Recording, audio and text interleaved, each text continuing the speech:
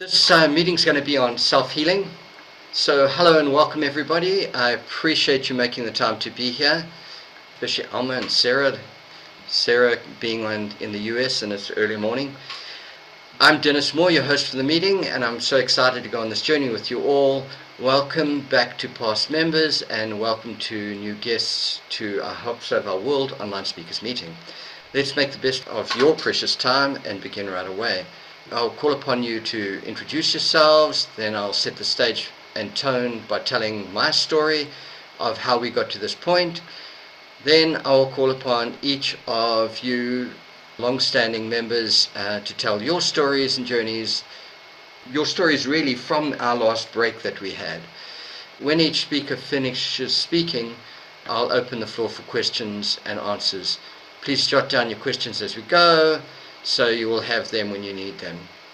One important note, none of us are medical doctors, and what we know and teach is our opinions based on our life's experiences. Let's begin with brief introductions. Please tell us your name, where you're calling from, and tell us something about yourself, what you do, why you're here, or anything you want to say. So let's begin with Alex. Thank you for the deep end. Hi guys, I'm Alex. I'm here in South Africa, hot and sunny this side. No fireplaces needed. You can see the sweat dripping off me here. And yeah, I'm enjoying my life for the first time in a long time. I'm stepping into being me. And that is purely due to a recent healing journey that I've been on, and I'm opening myself up to new possibilities and new life experiences because of it. So I can't wait to tell you all about it shortly. Welcome. Cool. Thanks, Alex. Kurt? Yeah, Kurt, I'm in Fort Lauderdale, Florida. Enjoying a stationary life for the past couple of weeks after a 6-month Western country journey. The line from the Simon and Garfunkel song, I've gone to look for America, certainly was what my experience was. So I'll tell you a little bit more about that later on, probably. Wow, excellent. Sarah? Good morning. My name is Sarah, and I'm in Western Massachusetts. I'm here because you're all good friends I haven't seen in a long time. And I look forward to hearing these stories from Alex, Kurt, Alma, everyone. I tend to be more of a listener than a speaker, but self-care is very important. I agree, especially now, more than, say, 3 years ago. It's an emphasis that we put on our lives in work, in leisure, and I look forward to learning and sharing with you. Excellent. Thanks, Sarah. Brendan? Okay, so I'm from South Africa. I am part of this group because I have believed that changing the world around us starts with changing yourself, first of all. And self-healing, like Sarah said, is very important. And we've been doing a lot of that lately. So I look forward to hearing everybody's stories, and yeah. Excellent, Brendan. Thank you. Alma? I'm a newcomer here. I know Dennis since we were at high school, let's say. I was born in South Africa, married very young, and I'm still married.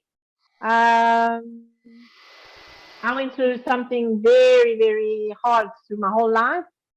Then I got sick, self-healing, then with my dad going last year, healing myself now is just amazing. I want to share it with everybody. Cool. Thanks so much, Alma. Awesome stuff. So let's just move on. Now, please let me tell you my story. I know it's going to be a bit long and boring for some of you, but it's not that bad. You'll live through it, I promise you. As a child, I had many intuitive abilities, premonition, déjà vu experiences. My whole life, I've been fearlessly questioning everything. However, no one in the Western culture, my family, my friends, the religious leaders, the teachers, could tell me the truth. But I would not stop until I knew. This led me to a lifetime of searching and researching. In my 20s, I began to jot down notes of my insights, aha moments, lucid dreams, connections to my guides, ancestors, and universal consciousness. I combined all of this with my scientific, engineering, and teaching education, as well as intense research. Sharon, my ex-wife, used to go out to the library and collect a whole lot of leading-edge books and bring them back, and we would read them, and then we'd have incredible group discussions. And I'm now 63 years old, and I'm still searching. Somewhere along my life's journey, my notes and books became Beyond the Age of Ignorance, The Quest for the Truth, Change and Transformation. Then another book, Gifts. In giving and receiving, we maintain the balances of life. It's really about the universal concept of love and connectivity and giving and receiving. The next book I wrote was The Feminine Revolution, where I unveiled the truth about the creative universal feminine and its suppression by our male-dominated society. It reveals answers to why and how and what happened and what we need to do to change, to gain balance and alignment, and connect with the universal natural wisdom which is revealed in the book. As I wrote, my mission became to empower humanity with the truth, knowledge, and wisdom they need so they could take responsibility for their lives, make better choices, and grow a better, more natural, living future, changing their values and beliefs, their thoughts, their choices, and ultimately changing their way of life and paradigm to a love-based paradigm from our dominant fear and hate-based paradigm. My projects, with the help of others, have been to write the books, create the videos and the courses, and spread the knowledge and natural wisdom to the people of the world. Because real change only begins with the individual people taking responsibility for their lives, choices, and actions. As a family, we also wished and dreamed to take it further by growing and providing experiential education through creating and living in sustainable eco-villages, which would spread out across the world. Our purpose is to help save our world from destruction and saving all life from extinction, because we're intimately aware of our current way of life and it causing the loss of topsoil, deforestation, desertification, loss of habitat, mass extinction, extreme weather, extreme disasters, and pollution. Realizing all of this, and that we could not survive as humans without nature, it was essential to find a way to reverse these and other destructive trends, which requires a fundamental shift in humans' way of life. We soon realized that those in power weren't going to make the important choices because that would result in their loss of power. So the fundamental shift was up to us, you, me, and the rest of humanity. People power. Our books did not reach the audience we expected, so we began to do these meetings and record videos on Zoom. This Zoom Help Save Our World online speakers group, which we recorded about 82, in actual fact quite a bit more, weekly meetings over about a year and a half in this series. I posted most of them on the YouTube channel, except for those I lost when my computer was stolen in a robbery. It took a while to recover from that, so the videos begin in the 20s somewhere, and I then began to post again for the rest of them. Up to our last meeting, our Help Save Our World online speakers meetings were based on my first book, Beyond the Age of Ignorance, The Quest for the Truth, Change and Transformation. I wrote this book to spread the truth and empower humanity to help save themselves, all life, and our natural world from imminent disaster. After that year and a half of creating these videos, I decided to take a break and rest and recover from that intense effort. I took the time to deal with my health issues and check in with myself. Was I being true to myself? Was I being authentic and practicing what I preached? I had a lot of areas on which to brush up: gardening, projects, health and fitness. I saw others around me doing the same. However, this time, having been empowered with the knowledge, awareness, consciousness, and so on, and natural wisdom of nature, we all naturally found ourselves focusing on and putting those lessons into action and naturally healing ourselves through the process. I also took the time to check in with our progress towards our vision, living in a happy, healthy, natural, sustainable future. Looking back, during our break and re-evaluating our journey so far, I saw successes and places that needed attention. I saw our strengths, our weaknesses, and began to plan what we need to do next and how. Now, I'm super excited to tell you what I've been working on, but that's for another meeting. The purpose of today's meeting is to reconnect and tell our stories of our experiences, changes, and self-healing adventures since our last meeting. When we took the break, we went on our separate journeys and dealt with what was important to us, healing ourselves, correcting imbalances, regaining alignment with the flow of life. Now we are back sitting around our proverbial campfire to tell our adventure stories. You see, life is a composition of cycles, choices, journeys, experiences, feelings, emotions, thoughts, and more choices, all resulting in our perceived stories.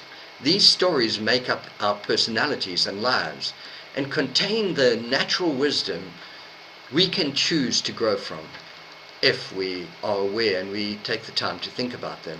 Even though I, who have learned so much about life, every so often I find myself gaining weight, unfit and unhealthy.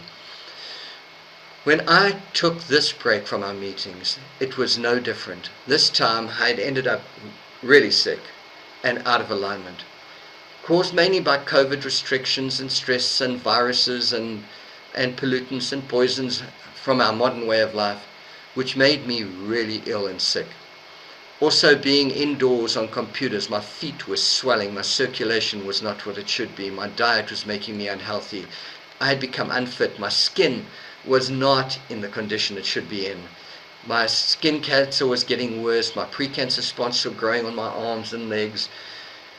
Of course, this was the result of all of the time that I'd spent in the sun in tropical, equatorial and subtropical regions in extreme summer heat throughout my life, on my fair skin.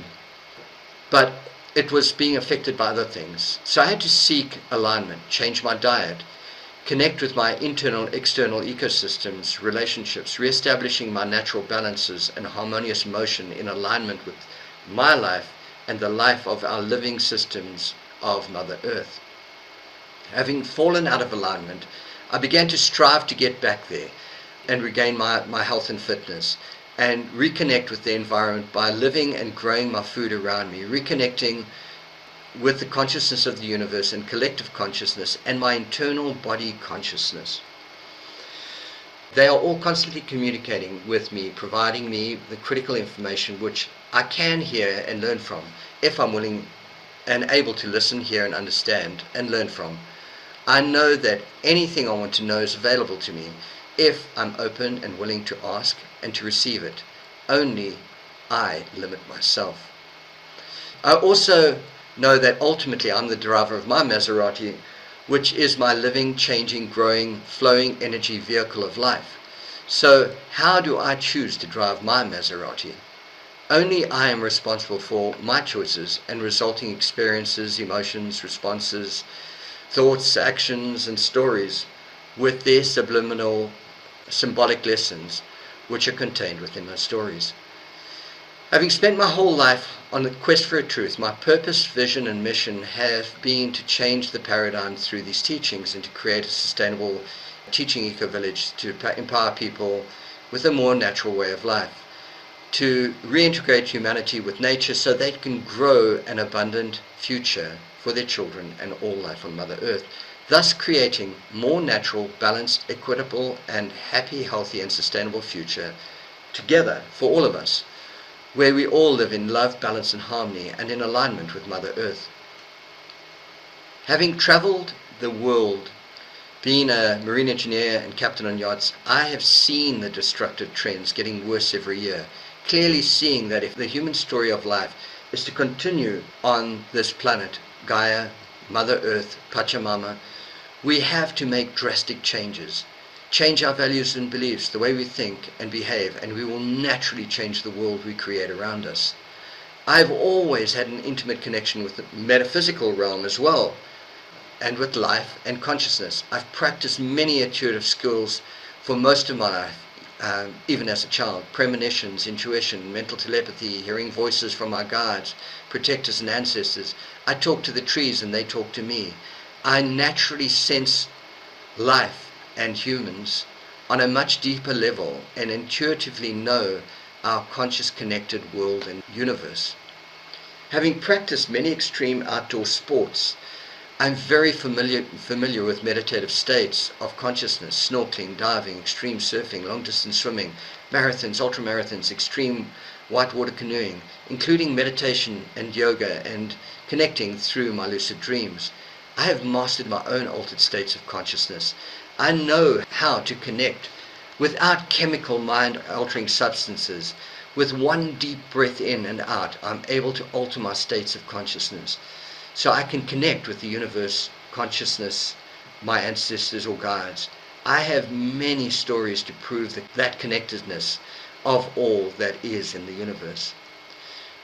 While living my journey, I never stopped questioning to find the truth and meaning and purpose of life, and ultimately to ensure life goes on our amazing planet in this amazing living universe. I consider the universe as Mother Earth, as all other beings to be living.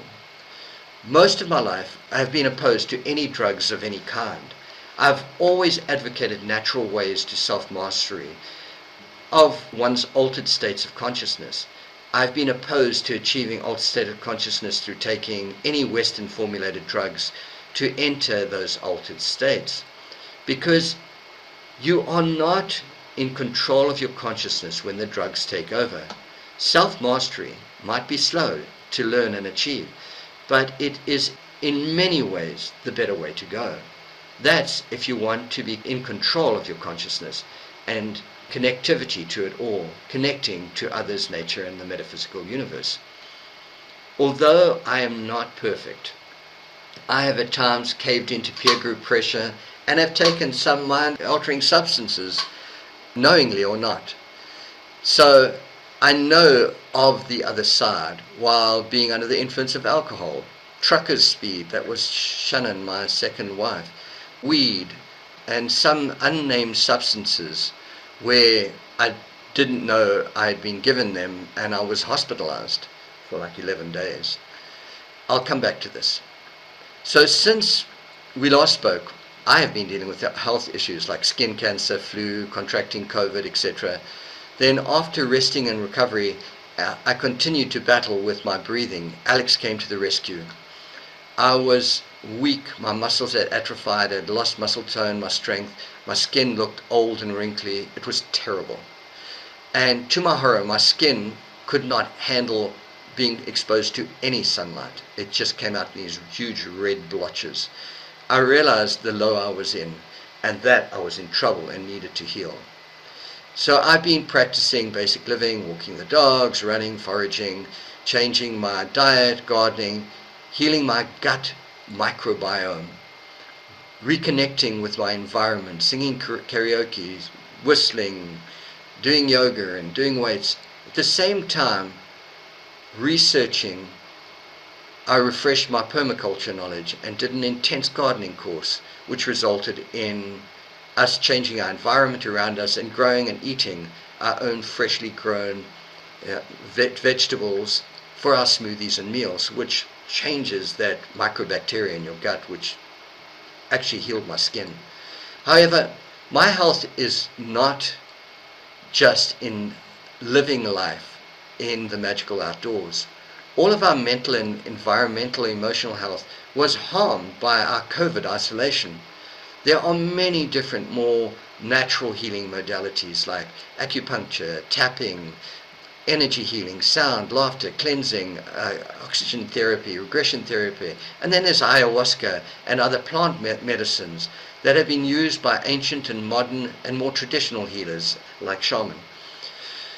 We also know that our food and way of life is our medicine in our self-healing bodies. Many of these ancient natural methods provide accelerated healing of oneself, both physically, psychologically, and spiritually. And this brings me, of course, to our next speaker, who has shone a bright light on my altered states of consciousness. Alex, my amazing, incredible daughter, has cared for animals with the SPCA, has taught first aid courses, has been into alternative medicines, growing her own gardens, creating her herbal medicines and tinctures and all that stuff, and paste to help me with my skin healing from plants in the garden, with beeswax and all sorts of things that you combine together. And of course, this had amazing healing effects on my skin. She helped me heal in so many ways throughout the years. She has been my most trusted healer. She has also recently been taking me to the hospital to deal with my medical issues, which Western medicine and technology do well, like testing and surgery.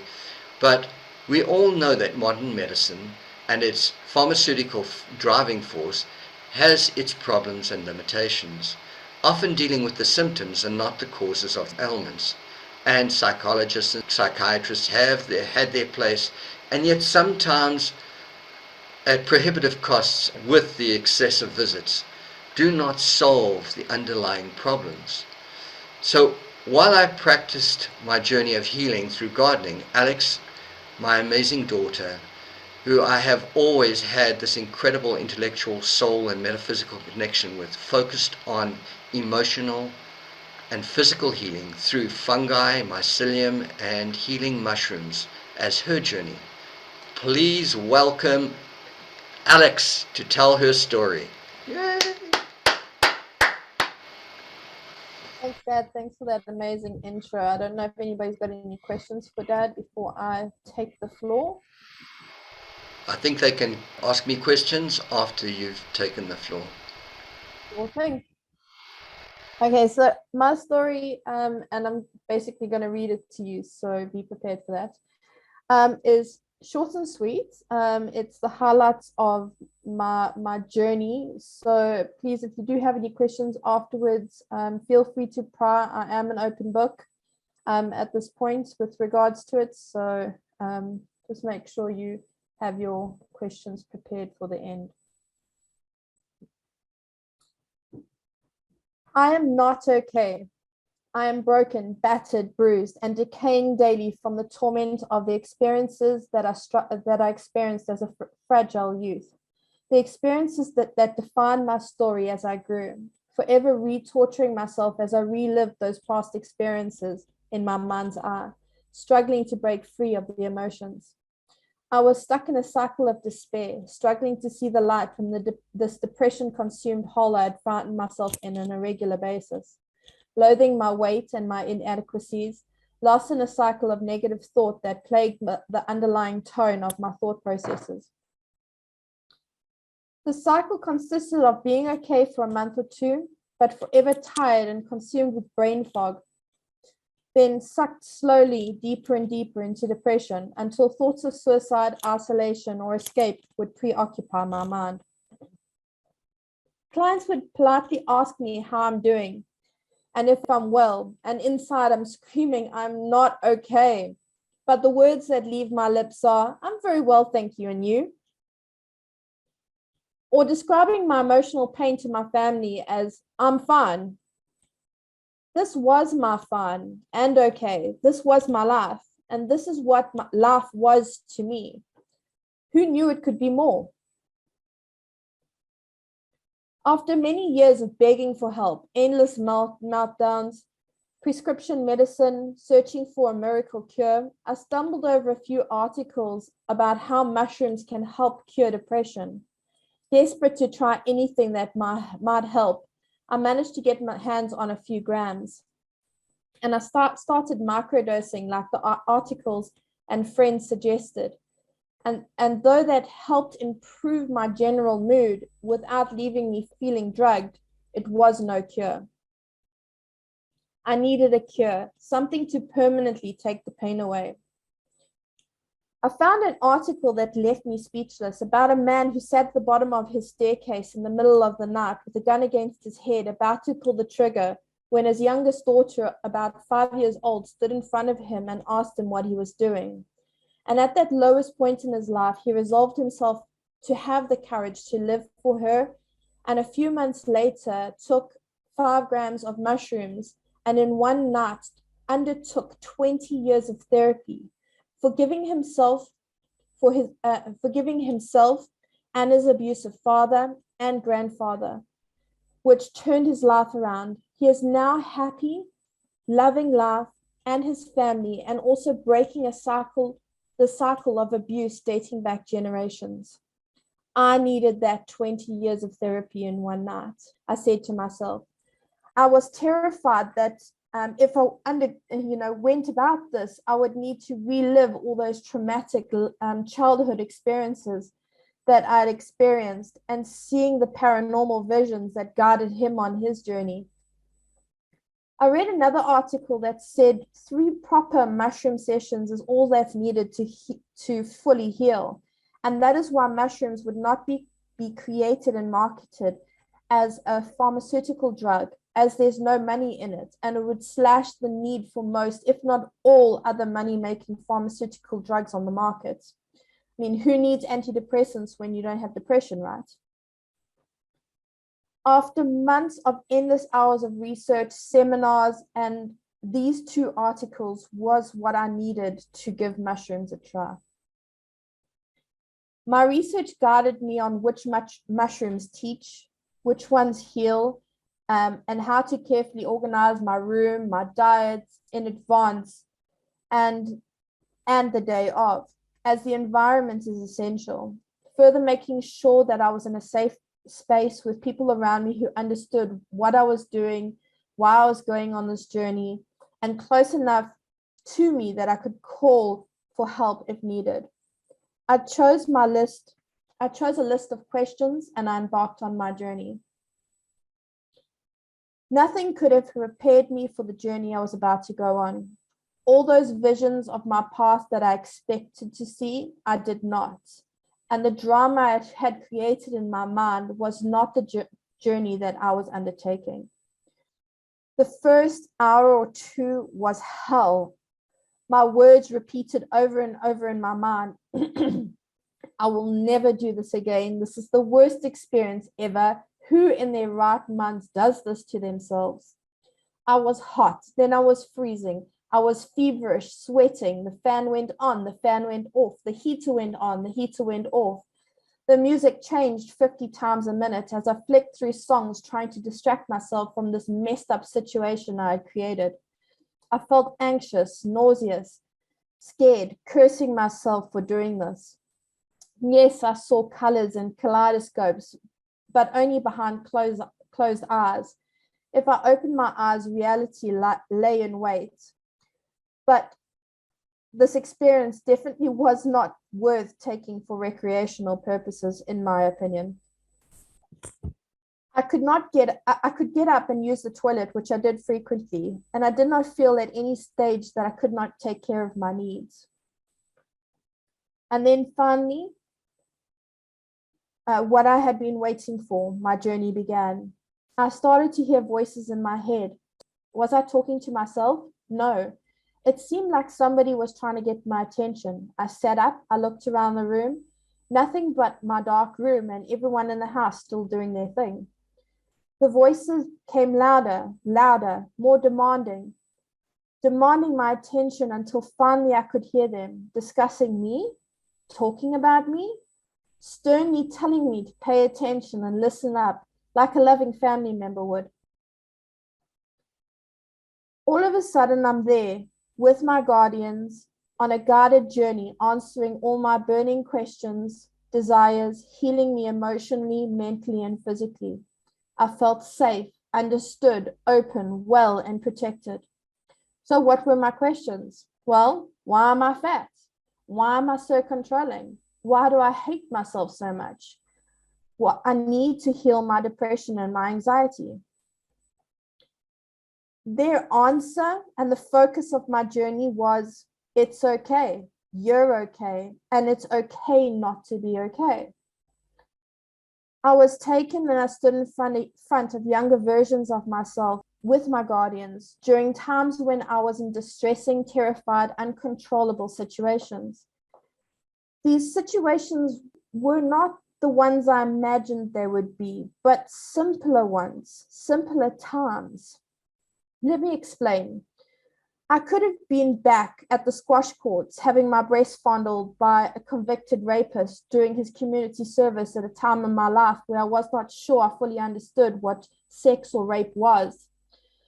But instead, I faced a much younger version of me sitting in the back of our family car with what I suspected was food poisoning and a migraine, vomiting into a plastic packet, lost in my delirium and pain, thinking I would never be okay again. And I was reminded by my guides that it was okay that I was in those situations and that I'm okay now. I could not control these journeys back in my past. I could not pick and choose which ones I visited. But I also never imagined that these particular past experiences that had defined my very key characteristics. Each trip into my past, I was asked, are you okay? Are you ready for more? Reminding me that I asked to be healed.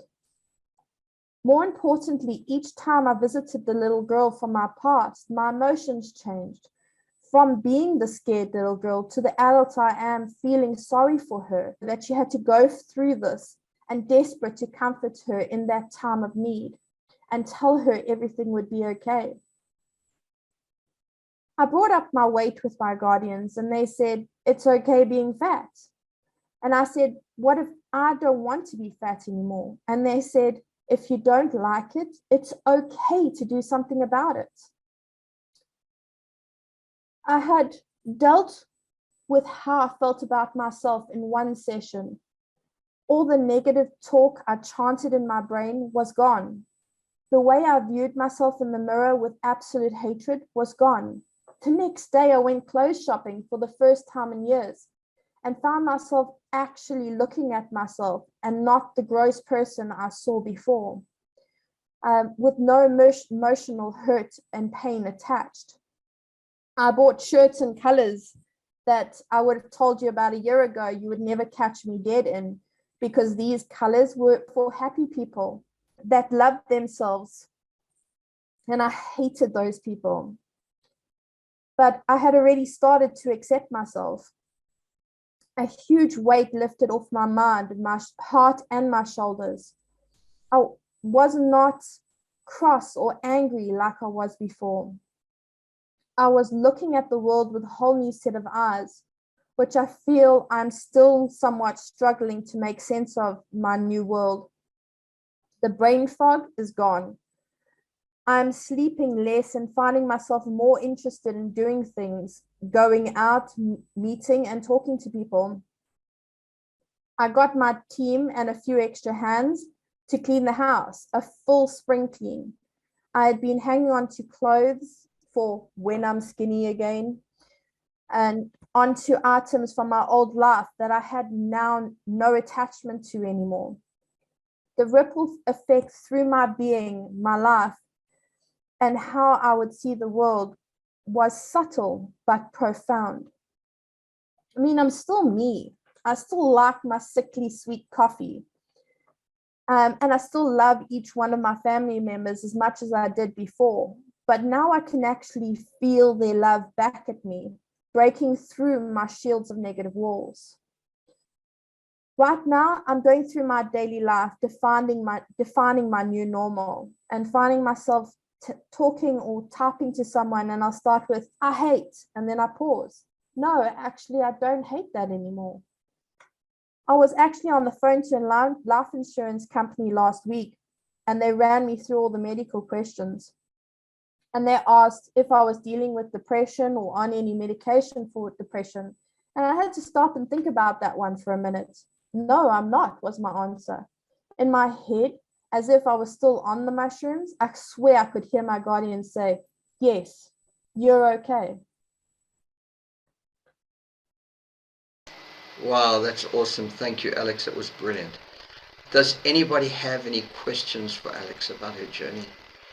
I have a comment about one of the last things you said, Alex, about you were feeling you were still on the journey, or the mushrooms were still talking with you. And the whole benefit, I think, of using the, as we call them, sacred medicines, is the integration. So I'm just happy, and I want to acknowledge that that's how you're working with them.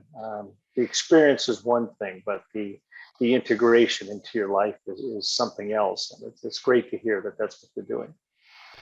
Awesome. Anyone else? Any other questions before we move on? All good? There's actually so much that we could get into, and I think we will, but I think a good idea is to just carry on and let everyone share. So our next speaker is a great speaker and a great teacher and contributor to, so like an exceptional contributor to a Help Serve Our World group. And he has been on his own epic journey. So let's hear it directly from him. Please welcome Kurt Velmy. Well, thanks for having this platform for us to share our experience. As you all, I gathered, know, I just completed a 6-month trek around the western states of the US. It's something I've been looking to do at least for the past 5 years, and allowed myself to be distracted by the forest fires out west for a couple of years, and just some other things that kept me from doing what I knew was a journey I needed and wanted to take for many, many years. And as the universe so wisely does, it conspired to bring a van into my life at a reasonable price, and and have me work through the isolation of COVID, so that I was pretty well prepared to take a solo journey in the van across country. One of the things that I realized, and it comes from some of the Native American groups that I've worked with over the past few years, is that just about everything is a medicine. And they often speak of, the bear medicine, or the fire medicine, or whatever it might be. And as we, certainly as I'll speak for myself, as I picked up on this, I realized that that's what everything is for me. It's a medicine to help us, if not heal, because sometimes there's nothing wrong with us. It's to allow us to grow as well. And what a great perspective on what medicine is. It's not just taking care of what's wrong and covering it, but it's making us better people, or making me a better person. So I realized that for the past number of years, especially during COVID, I was going to the sunrises 4 or 5, 6 times a week at the beach. And I'm just a mile, or well, actually about 2 or 3 miles from where I'm at now. And so I dealt a lot with the water and the air, as you can imagine, standing at the Atlantic shore and looking out at the sunrise. That's pretty much what I saw. Liquid and the sky. The journey took me much more into the earth, and I'll speak a little into that in a bit, but certainly dealing with canyons and mountains, and covering thousands and thousands of miles over the 6 months. I definitely got reacquainted with earth, and the whole aspect of fire. Given all the forest fires that were still raging all of last year, I did not see any of them up close. I saw one as I left one town. I guess it started. I had nothing to do with it. But as I got up dozens and dozens of miles away, I looked back and saw that a fire had started back there. And the smoke did not affect me but 1 or 2 days, and not in the depth that many people had. So though I was aware and ready to approach the fire element, it did not show up externally. However, internally, there was a fire in me that said, this is the trek of a lifetime. This is something I had been looking to do, and there was a reason and a calling for me to do it. And I chose to do it alone because it was important for me to confront, to risk, to brave, to set myself up for self-awareness. And I changed my environment to do that. I could have done it sitting in South Florida, but I'd already done that for a number of years. And this was a time for me to experience it externally and see what other areas of the country, how they would affect me. So as much as it was a healing for that yearning, for that lack of mountains and waterfalls and tall trees that I grew up with in the Northeast, it was also an expansion of my care for myself, my gift to myself, my appreciation of myself, to be willing to do this at this time in my life, almost regardless of circumstances. And everything that came up, I was able to handle because it wasn't all that big, which was an interesting perspective. I think certainly the COVID sequestration added to that ability to say, well, here we have a global jailing of humanity and a stopping of the forces of humanity, and I'm still okay, and I can deal with it. And yes, I was alone, and no, I was not contributing to the general welfare, because who knew what I could do in the face of all of this, except to maintain my own composure, my own perspective on life, and to create the happiness within, and create the understanding within. And to me, that became the gift of what COVID was. And I think it could have been, and probably was, the gift to many millions of people. I'm sure it was also very hurtful to as many millions of people as well, not to be able to count on the normal things in their life. So in that way, I'm very privileged, as many of us are. I had money, I had reasonably good health, and I had the means to put into play what it was I wanted to do.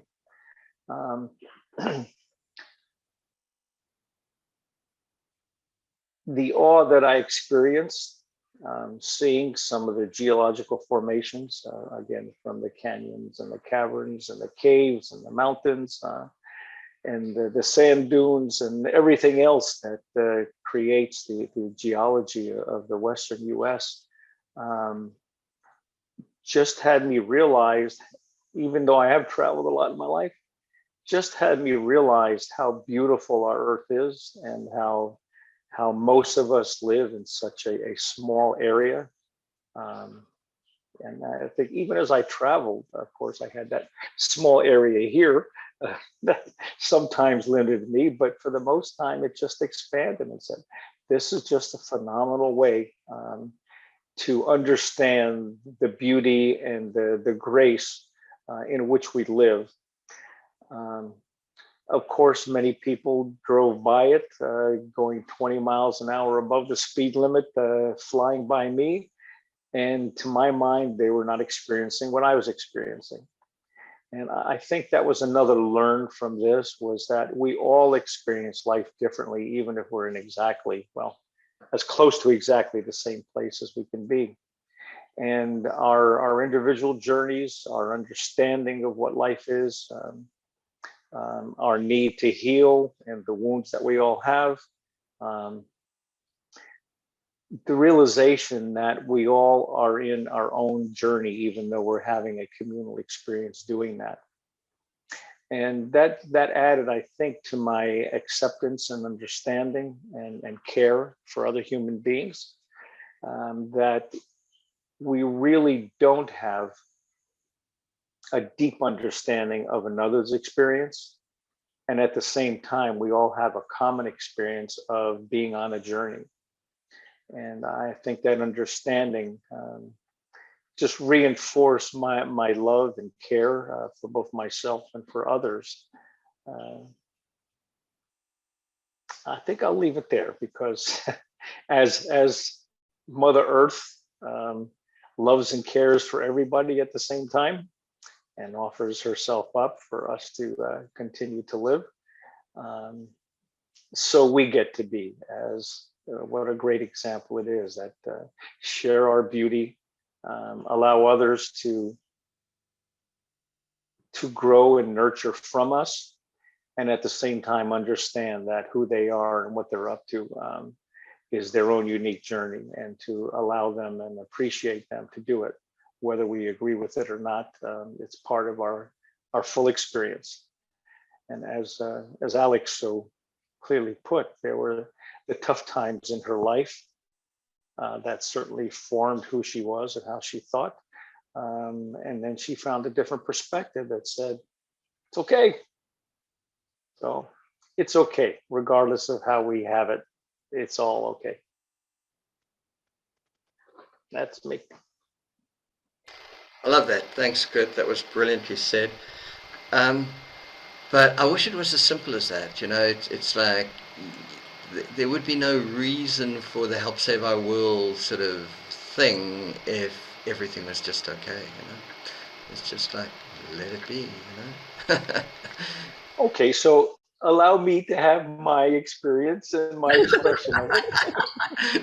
No, I'm just. But it's okay that you said that. Yeah, it's okay. I said that. Yeah, I mean, just like, yeah, you got your opinion, I've got mine. You know, let's cruise. No, I'm only joking. All right, so. All Well, right. no, actually, I don't think you are joking, and I think it's critical to who we are as people, and that's pretty much why I expressed it that way. Pachamama's okay, regardless of what the nonsense that us people on Earth do. However, we all get to have our perspective about how we want to relate to Pachamama, and I think you and I are aligned in that. That I express it a little differently than you. That's just my journey. Yeah, they push you. Yeah, I think we're all here for that reason. We do care and we do want to do something about it, and it's okay regardless. Yeah, yeah. I mean, whatever our choices are in our journeys, absolutely, it's okay. You know, it's like, because ultimately, whether we choose something positive that's constructive or something that's going to make a difference, or whether we choose to destroy ourselves, it's okay, because nature doesn't, it doesn't judge. It's like, okay, one animal kills another one. There's no judgment there from nature. Nature doesn't judge, and it's not punishing you for doing that. It's just like, that's what you did, and that's it. There's no judgment. So, but ultimately, our survival does depend on our collective choices, because we've become such an incredibly powerful force, which is affecting the nature of the planet. You know, so. Sure. I think we had talked many months ago of a similar topic, and I mentioned Martin Heidegger, the existentialist philosopher. And one of the things that I remember were the main thoughts that was, well, if it's all meaningless and we're all heading towards death, and nothing matters more than anything else, then why not choose something that we think has us feel good and has us live a purpose that we think, well, given all the things I could choose, why not choose this? And he was very interested in the concept of help save our world. I think it was more help make our world or continue to keep our world the paradise that it is. And just like, well, why not? And I think that's where we're at. We all have that existential choice of how we participate in life. And I think help save our world is one of those that, if we have a value system of who we are and what we're up to, speaks into, this is a good cause. Yeah, cool. But it's all okay, regardless. We don't have that 10 million mile high perspective to say, let's see how all of this plays out in the long eternal time. So all we can do is make our our contributions from a heartfelt position, as you mentioned, coming from love. And this seems to be a better way for us as humans to operate. Awesome. Awesome. Yeah. I Okay. absolutely respect your journey, Kurt. Hands down, like praise you for what you've been on. And the fact that you stood there in the middle of people going past at 20 miles an hour faster than you, and praise them for their journey and what they saw and what they were open to experiencing at that point in their lives. I mean, your journey, your life, your story, your existence on this earth is your journey. It is your experiences, it's your processes, it's everything you need to learn, to be, to create, to experience. And every single one of us is unique. We could both be standing in the exact same spot, experiencing the exact same thing, and view something completely different.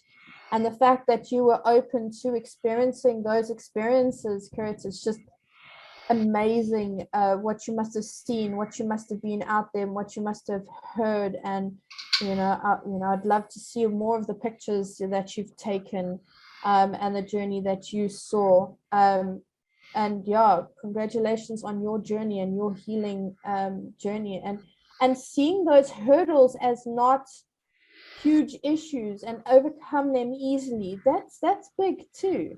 I mean, we all sit, some of us sat here in COVID and been like, oh, it's terrible, I can't do anything. And some of us stepped up and said, hey, this is okay, this is good, I'm okay. It's not such a big hurdle, it's a different, but it's something I'm surviving, I'm okay. And we are okay, we are all okay, our journey is okay, our experiences are okay, and the fact that we are okay after them is okay. Well, the having to go through the traumas or the stress, to have you say that right now in your life just shows that it's all meant to happen. And as long as we get here, the journey is worth it, right?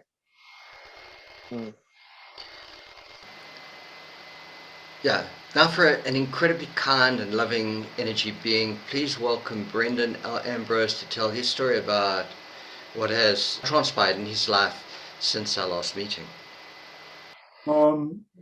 We had a rough ending of the year last year.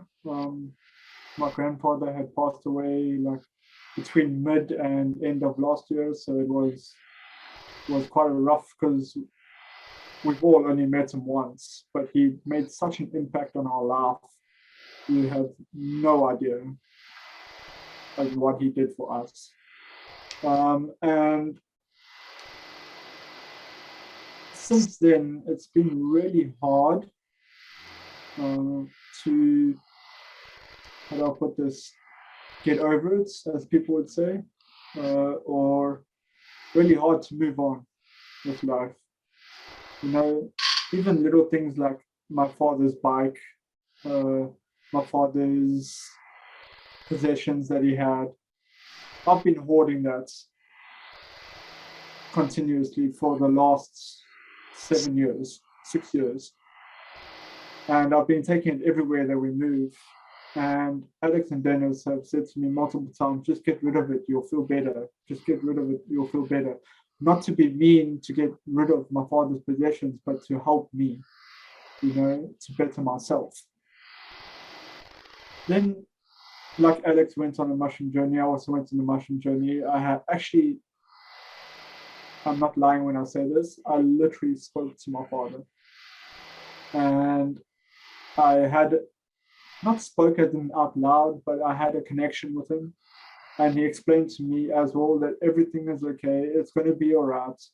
It's going to be, you need to move on. And that's when Alex came to me about a month later and said to me, we need to do a spring clean. We need to get rid of everything that we don't use or have not used in a long time, or clothes that we haven't used in a long time or are never going to use again. We need to get rid of. And so I said to, fine. So we had one of the guys that worked for me come in and do the garden with Dennis, and Alex and I were using it. We had his wife come and help myself and Alex to clean the house. And as they were about to leave, I said to them, Alex and myself and Dennis said to them, whatever's there, take it. That park outside, take it if you want it. But if not, we're just going to throw it away. So that was a beautiful healing journey for me. Although it was very painful in the beginning, but it was very, very relieving, if I can say it like that. I don't know if that makes any sense. It was like a huge weight had been lifted off my shoulders. You know, we now have space to move in our house. You know, we now have an open plan lounge. It's so refreshing to come into the house and actually be happy to come into my home. You know, it's absolutely stunning. And of course, myself and Dennis went, and Alex and Rowan, Alex's son, we went on a garden journey and created those beds. And Dennis and the guy that works for me did most of the labor. I helped where I could, but I'm not as fit as them. Getting there, but I'm not even close yet. I don't know how Dennis keeps going, but anyway, he's still there. But yeah, so we made sort of like a greenhouse type thing, and that was quite a fun project to do. A little bit of a costly project in our terms, but very, very interesting. And of course, Dennis made a bed that he moved around. Yeah, so we've had a lot of healing in terms of fresher fruits, fresher vegetables. We've had a lot of healing in terms of running after monkeys to try and keep them away from the fruits and vegetables. That's our morning exercise now, for us and for the dog. Everything feels happier. You know, it's different.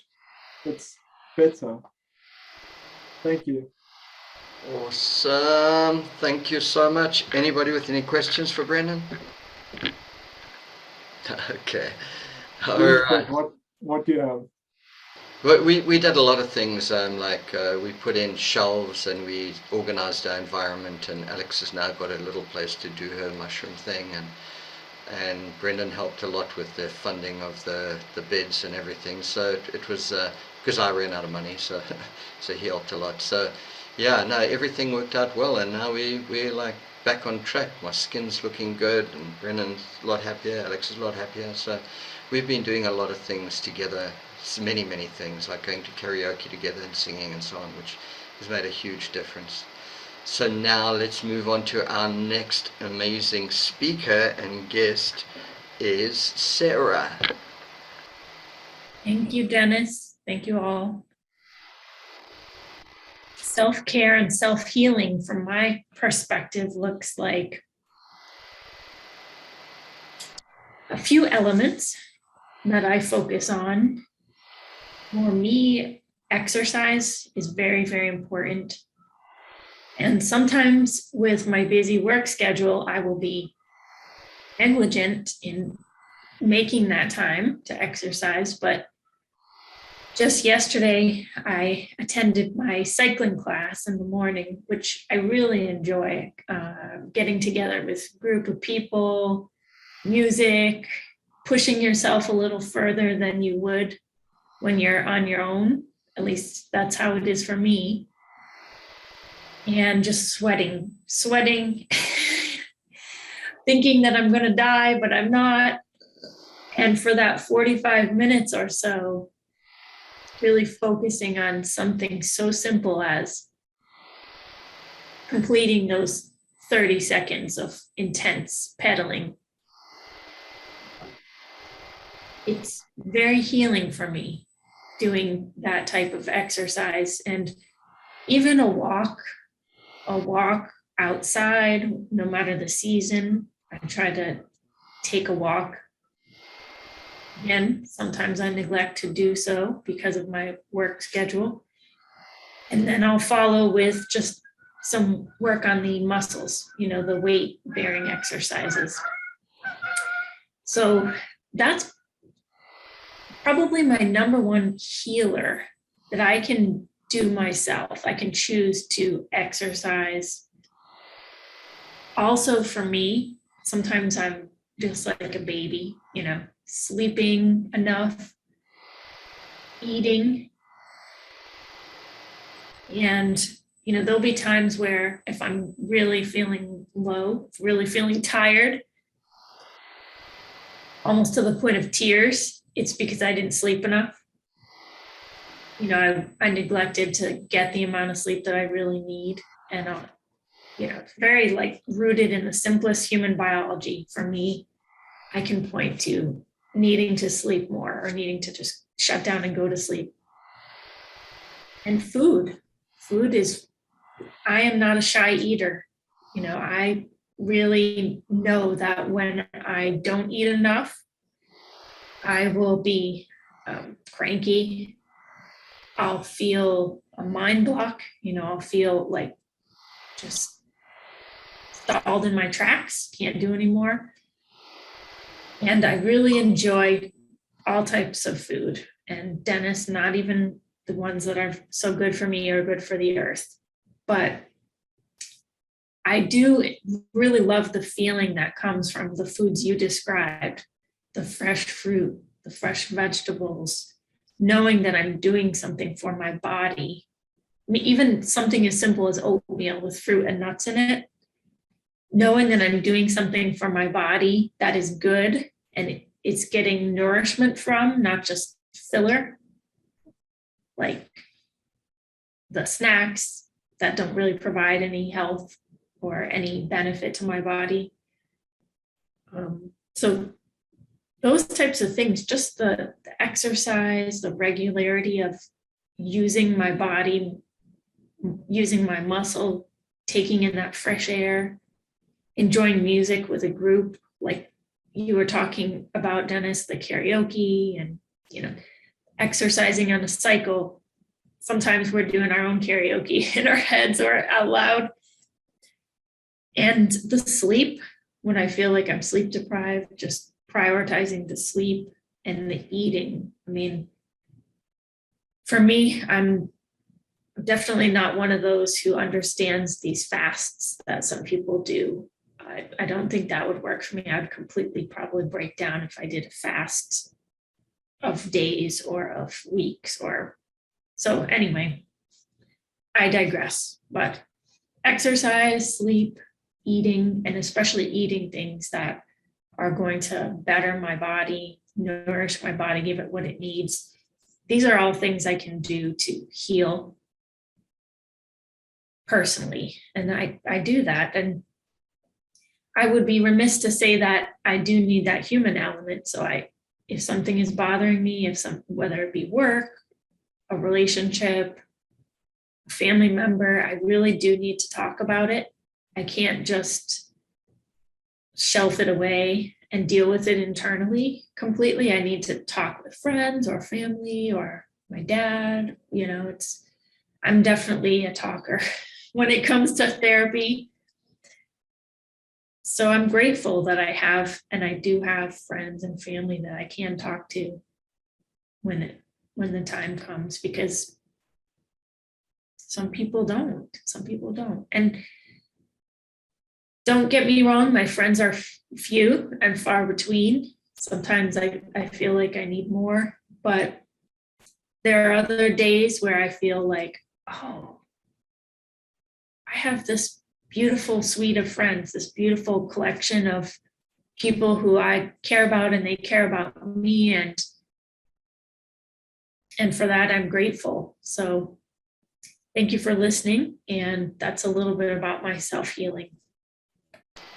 That's awesome, Sarah. I mean, we're here if you ever need, sometimes, people who get depressed get very quiet and they enter that sort of, that realm of where everything is shutting down and they feel they can't talk to anybody.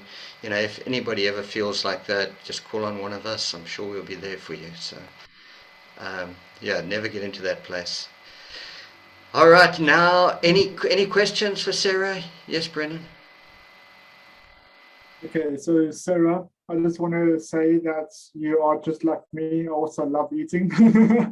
Especially I used to eat a lot of rubbish.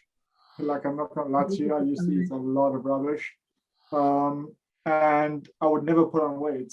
I've now, in the last 2 months, have put on almost 6 kgs. So I am doing very well.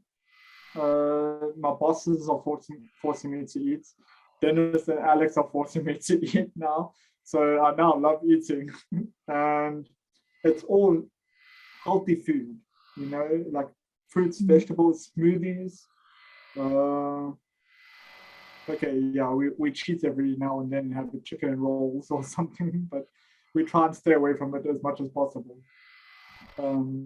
But at work, my breakfast will be muesli with some yogurt, no milk, just muesli and yogurt. And then for lunch will be pineapple and what was the last lunch? The pineapple and the avo wrap, wheat wrap.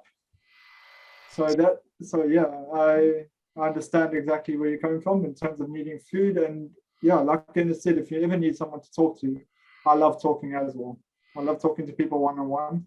When there's a group, I get a bit nervous. So you're always welcome to talk to me. Yeah. So that whole thing about exercise, I'm an exercise freak. I've been one my whole life, with all of the extreme sports and everything. And so now I'm actually back into that. I've been walking Barney a great deal, almost every day. But just recently I've been doing what dogs do. They'll stop and they'll sniff and whatever, and then they'll break into a sprint and run to catch up, and then just stop. And so I've been running with him. There he is. He's my precious little dog. Everyone thinks that that it's their dog, but when we get out there running, he's like, he sits by my door in the morning and wakes me up, and he's like, time to go, let's go, Grandpa. And he barks, he says, walk, walk, walk. So he's like, walk, walk. You see him licking his lips, he's like very, very happy. Yeah, no, and that's consciousness, that's communication that people don't realize that other life forms do. And he's a brilliant communicator in so many different ways. So yeah, the magic of life is not just for humans, and communication and consciousness. So now we have one of my great friends throughout my life, from starting from when we were at school together, and another friend of ours who recently passed on. Yeah. Gianni. He was also Italian and very so great friend. So please welcome Alma to tell her story. Yeah, I'm not a big talker, okay? I'm more a listener, okay? I started healing myself, absolutely shut off. I don't care about anything anymore because I come first now, okay? I've always been hands up for everybody, Alma here, Alma there, this, that, that, always Alma, even if it's just to switch TV on. It's not going to happen anymore. You get up and you go switch the TV on.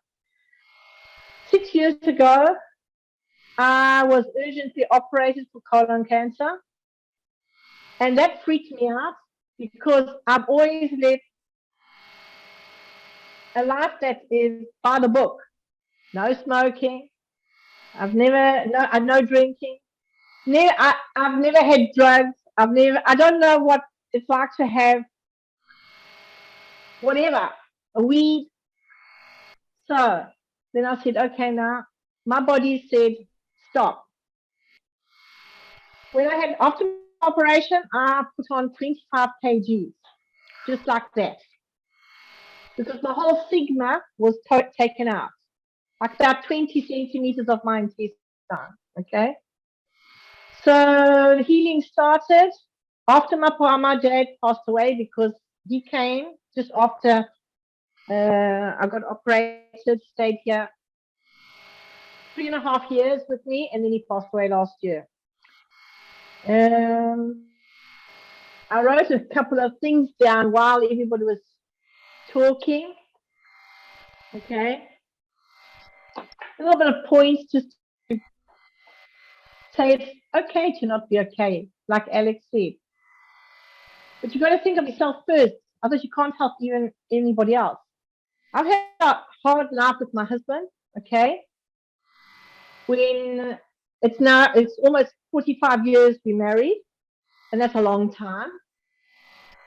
And he had a very bad accident at work, and he was in ICU for 20 days. At that time, I was 20, because I got married at 18 and came to Italy. Oh my gosh, I freaked out when I came here. I said, oh my gosh, where am I? I thought I was in Africa, but I found Africa here. Okay, let's just say, okay. But anyway, so looking after him, I've saved his life twice, been through a lot, and I've always lived a healthy life. That's what freaked me out when my doctor said, you've got to be operated now. Okay. So what happened? I couldn't sleep. I got depressed because I couldn't accept this thing. Just as well, I didn't have to do chemo or whatever, how you say it in English now, because I'm a little bit switched between 3 or 4 languages. Okay. But anyway, as a child, I lived for my whole life without my parents, without my family. I grew up in a family of 10. Okay. And coming here, not knowing the language, completely different people. Then my husband left and he went to work because he was working with the pipelines and so on. Okay. With an Italian mother-in-law. That tells you everything. Okay. Anyway, as a young girl being brought up by an Italian father and a German mother, okay, I made it. I made it right through till now. Then when I had my cancer, I said, no, now it's my time. My kids are out of my house. My daughter, she's 42. My son, he's going to be 40 in September. It's my time now to look after myself. So what have I done for my self-healing? I went back to something my grandmother taught me. And I do beautiful things.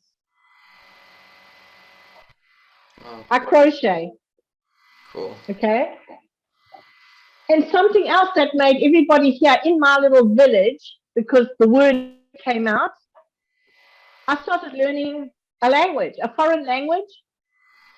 And I learned how to read and write it within 24 hours a week.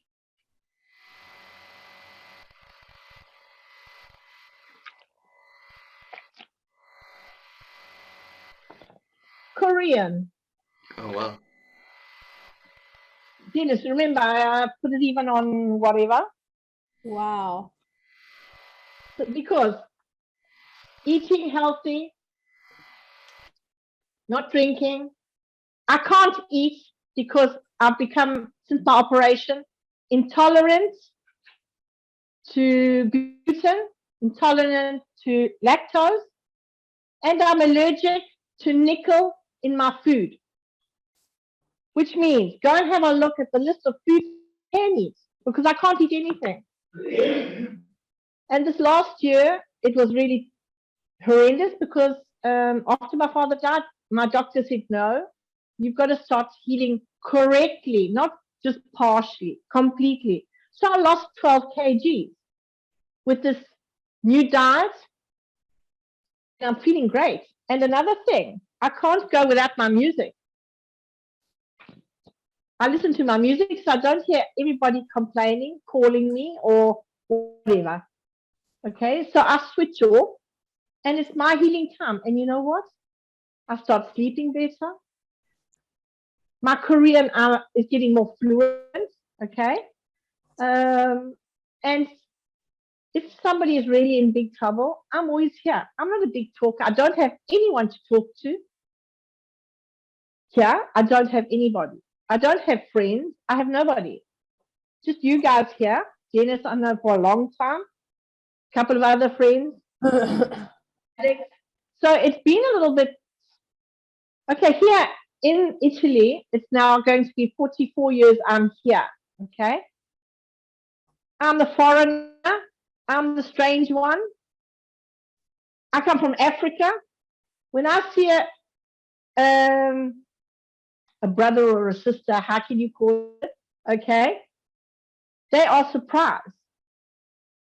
See, because I'm always from Africa, but I do things completely different. You see, so that's why I don't know if people find me a little bit strange. Dennis, you know me. I'm always here for everybody. Okay. And that's a little bit of my story. When my dad came here after 40 years, he thought he could boss me around as I was a kid. And I said, Dad, no. And he says, are you sure you're my daughter? Where's Alma? Because I don't recognize you. I said, yeah, thank heaven. Because my father, being a Neapolitan, he was so strict with me, I'm telling you. Huh? And said, all my brothers and sisters, they could do and dole and smoke and drink and heaven else. I don't even want to know what they've been through. Okay. So now is my time. I'm planning next year to go visit my sister in Australia, hop over, go see Korea because I'm studying. When I told my sister I'm coming, she says, yes, but you don't need Korean. I said, so what? I'm not coming only for you. Okay. So everybody just made up a laugh and that was it. Because when I do things strange, people just, they say, whatever, why don't you go and choose another language? Because this I want to learn. Why must I learn something that you want me to? You understand? When my son was 12, I sent him by himself. Now he's going to be 40. Now being 12, we didn't even have cell phones at that time. Okay. I sent him to South Africa by himself. My son won't let his son come here to me by himself. Okay. I said, oh, for heaven's sake, we're not in Africa, we're here in Italy. Just put him on a bus and come here. No, until he's 18 and he can drive, he's going nowhere without us.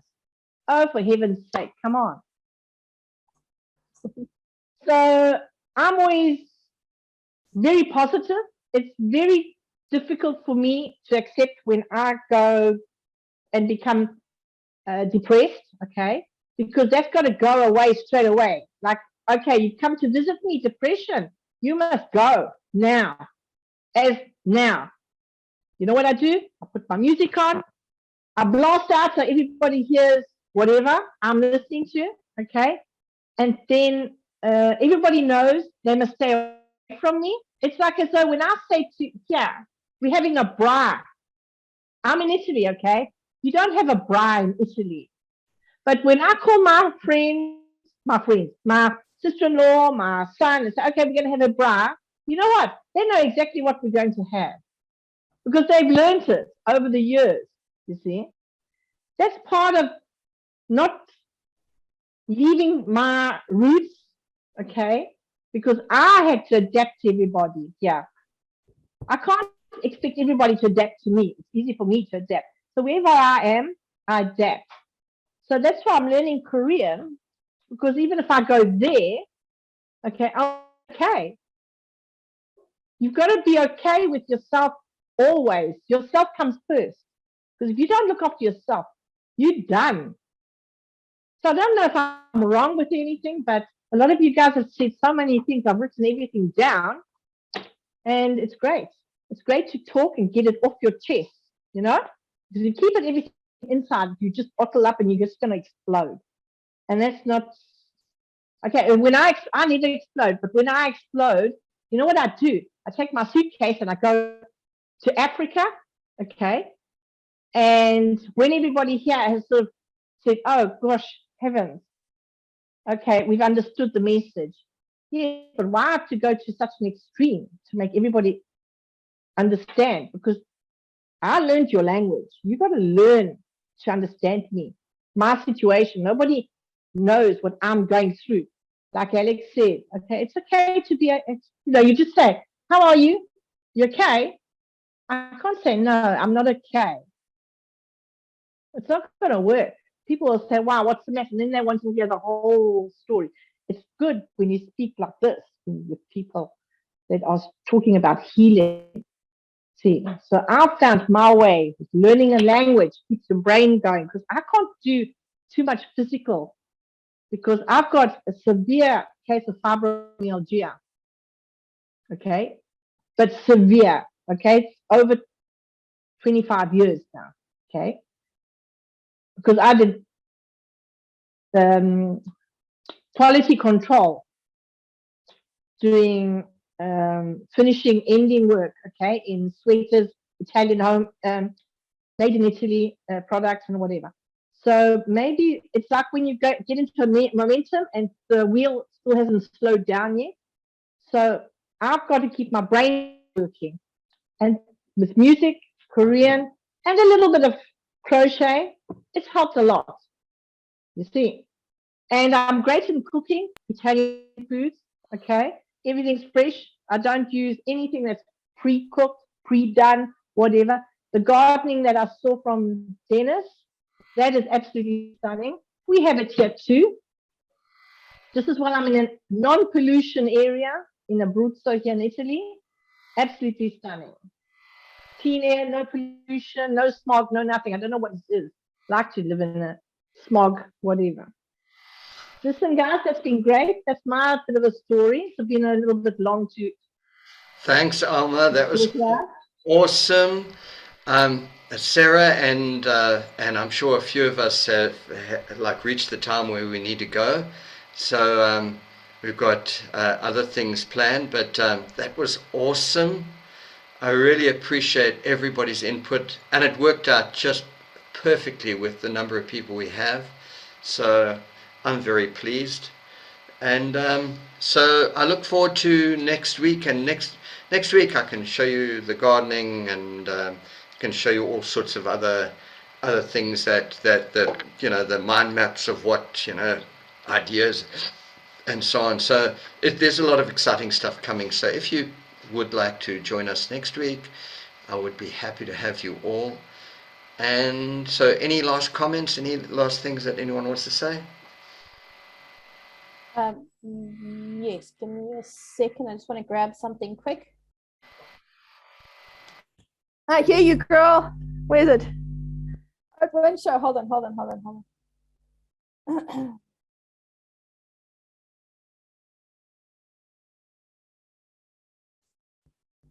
My crocheting.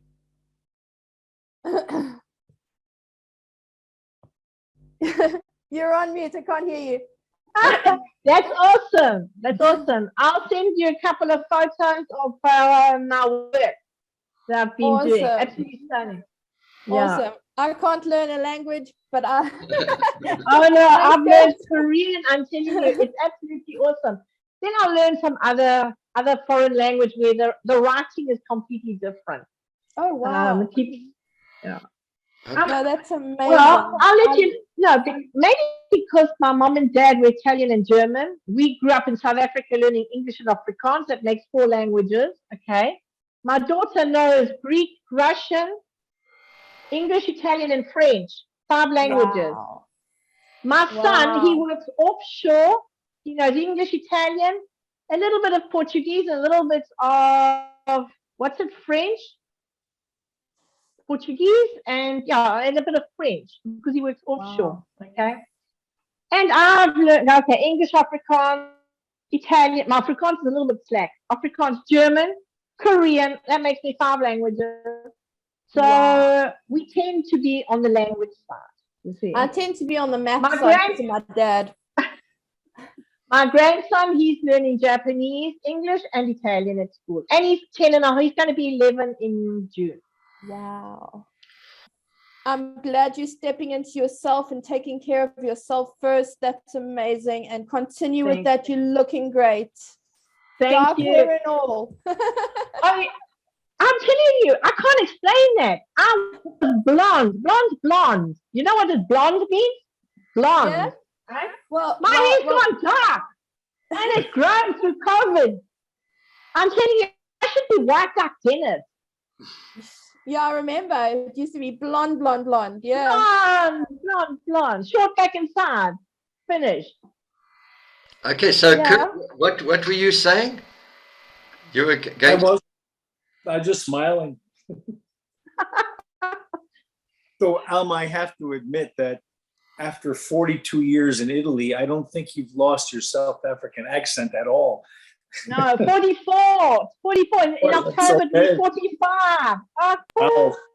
I'd be interested No. in hearing you speak Italian with your South African accent.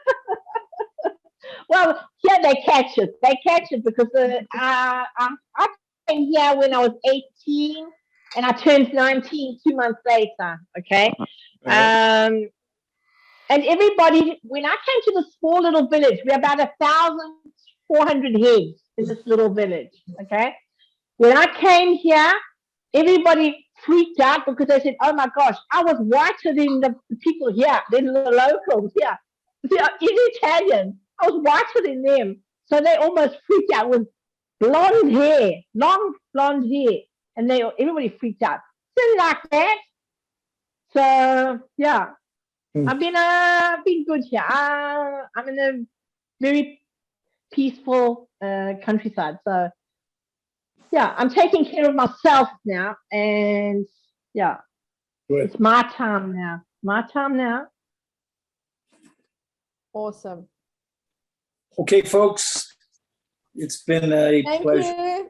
you. Thank you. Thanks, everyone. Go well. Thank Wonderful. you. All right. I'm going to end everything. Okay, Yes. bye. Bye. Bye.